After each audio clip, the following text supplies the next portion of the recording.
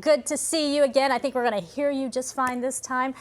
So we were talking about the fact that your kids are remote learning, which a lot of children are doing that. And I'm sure parents are going, great. I've only spent the whole summer with you, and now I get to remote learn as well. So what advice do you have for parents who are losing their minds?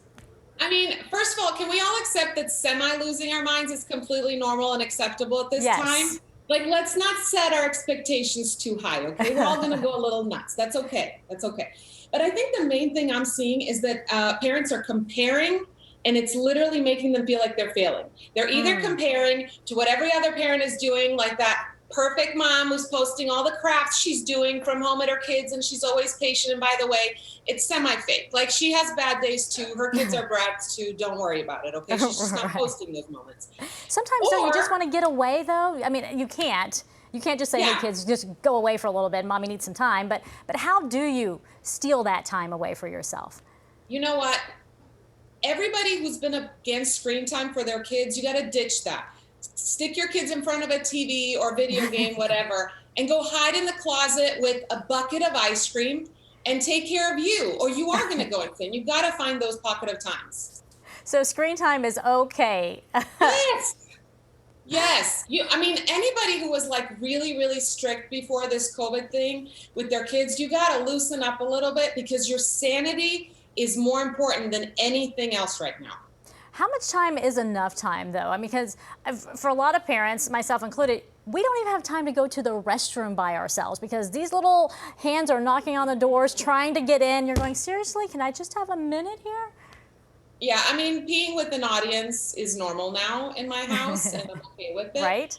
But you know what? You just do the best you can. And if you have to change all the clocks in the house and trick your kids into thinking that it's bedtime when really it's not, then you got to do that. I think the problem is that parents are just putting too much pressure on themselves to make what we're currently going through the same as what it was before. And no, you're going to have to make some adjustments, and Right. some things are going to fall through, and your house might be a mess. Who cares? Who cares? Like, it doesn't matter. In the long run, it doesn't matter, as long as you can find some time, even a minute or two, for yourself to go, what do I need? What I'm about taking care of everybody else. What do I need? exactly? But what about healthy habits that not only will benefit you, but your kids as well?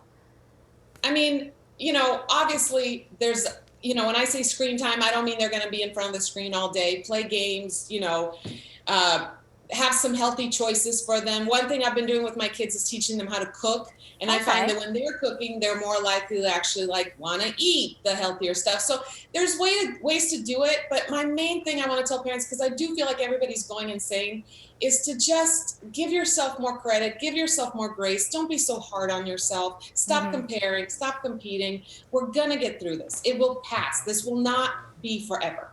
Thankfully. Yeah, well, that's what we keep telling ourselves. I got to bring in the whole group here because we got a lot of parents on our team. Marisol, I know that you're a fan of Krisitna Kuzmic. You got a question for her? I've worked with I Marisol know, before. you Christina. have? It's been for Oh. we I worked know. together. Yes, we've both been around the block. Yes, My we question have. is, how, Christina, do you remain so joyful and you maintain your humor while you're admonishing your children? How do you do that? Because I try, and then inevitably it's a disaster. Oh no, I yell, I cry, I have my moments. But here's what I wrote in my book. I feel like going through life without humor is like eating soup with a fork.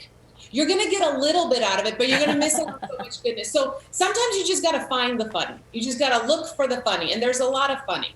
Yeah. Well, speaking of finding the funny, you're actually hosting a virtual show, right? Yeah, so I was on tour, and obviously that got canceled because of COVID, and so I got offered a virtual show. It's this Saturday, September 26th.